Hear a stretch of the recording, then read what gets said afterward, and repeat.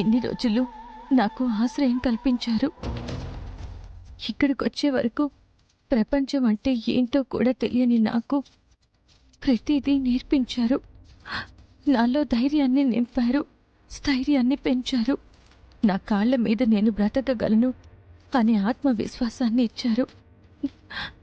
మీరిచ్చిన ధైర్యంతో, మీరిచ్చిన ఆత్మవిశ్వాసంతో మీ నుంచి నేను దూరంగా వెళ్ళిపోతున్నాను. నేను ఇంటి నుంచి వెళ్ళిపోవడానికి ఎవరు కారణం కాదు. నాకు నేనుగా తీసుకున్నది ఈ నిర్ణయం. నేను ఎక్కడున్నా సరే ఆనందంగా మీరు నాకిచ్చిన ఈ జ్ఞాపకాలతో బ్రతికేస్తాను. దయచేసి నా కోసం బ్రతకండి. మీరందరూ ఆనందంగా ఉండాలి. మీరు సంతోషంగా ఉంటే నేనెక్కడున్నా సంతోషంగా ఉంటాను. మీకు దూరంగా వెళ్ళి మిమ్మల్ని బాధ పెడుతున్నందుకు నన్ను క్షమించండి. ఇది నా చివరి వేడుకోలు. ఉంటాను. ఇక సెలవు. ఇట్లు మీ కనక మహాలక్ష్మి.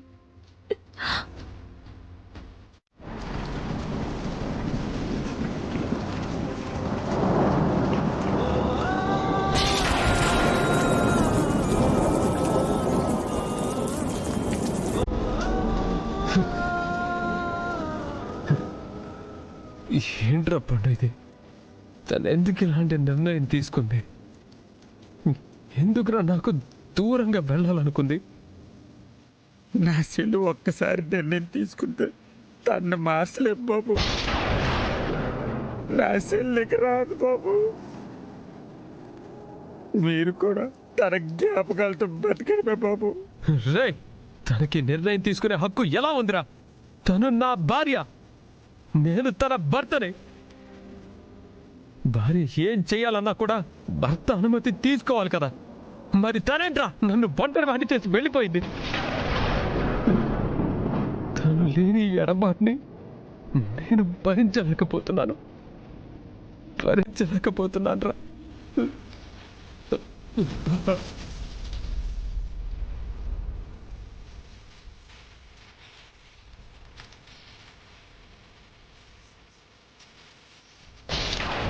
ఏమి తప్పు చేసావే, ఇంత శిక్ష వేసావే.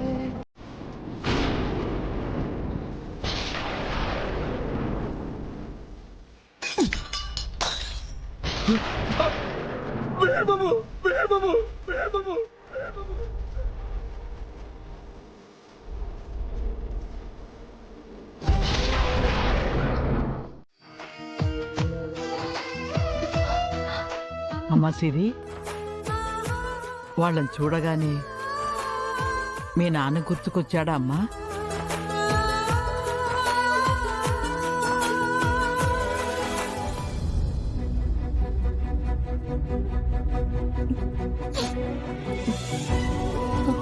అదేం లేదు బామ్మ. నువ్వు నీ గుండెల్లో గతాన్ని దాయగలవు గాని నీ కళ్ళల్లో ఆ బాధని దాయలేవమ్మా. నీ విషయంలో ప్రశ్నలు చాలా ఉన్నాయి, కానీ నీ నుంచి సమాధానమే రావట్లేదు. మౌనం నీ సమాధానమా? నాతో పంచుకోలేనంత గతం ఏముంది? విషాదమైనా, వివాదమైనా, కష్టమైనా, నష్టమైనా ఎవరితోనైనా పంచుకుంటేనే గుండె భారం తగ్గుద్ది అంటారమ్మా. జరిగింది చెప్తే నాలో భారం దిగిపోదు, నా బాధ తగ్గదు. నా కథ ఎవరు చూడని నరకం, ఎవరు ఊహల్లో కూడా ఊహించని కష్టం. నా బాధ వర్ణనాతీతం. ఏమని చెప్పను బామ్మగారు? ఎలా అనేసం మీకు చెప్పగలను? సరే, నిజం చెప్పడం నీకు ఇష్టం లేకపోతే వదిలేయ్. ఈ సమయంలో ఇలా కడుపుతో ఉన్నప్పుడు నీ పుట్టింటి వాళ్ళు, మెట్టినింటి వాళ్ళు నిన్ను బాగా చూసుకుంటారు. పోనీ మీ వాళ్ళు ఎక్కడున్నారో చెప్పమ్మా, నిన్ను దింపేసి వస్తాను. ఏం మాట్లాడవేంటమ్మా? అసలు నీ కష్టం ఏంటి? నీ భర్త మంచివాడు కాదా? మంచివారే. మీ అత్తగారు నీ మెట్టింటి వాళ్ళు రాత్రి రంపాన పెడుతున్నారా?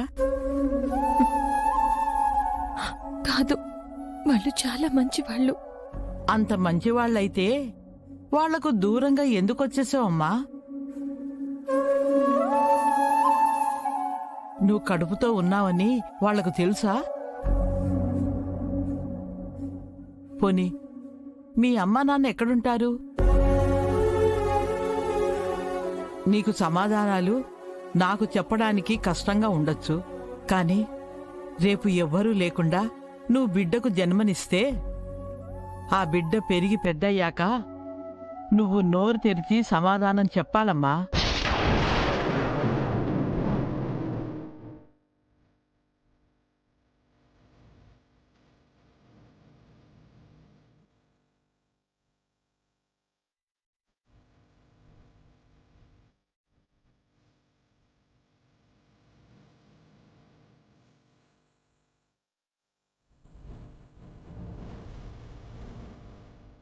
ఈ బిడ్డ పురుడు వరకే నా బాధ్యత.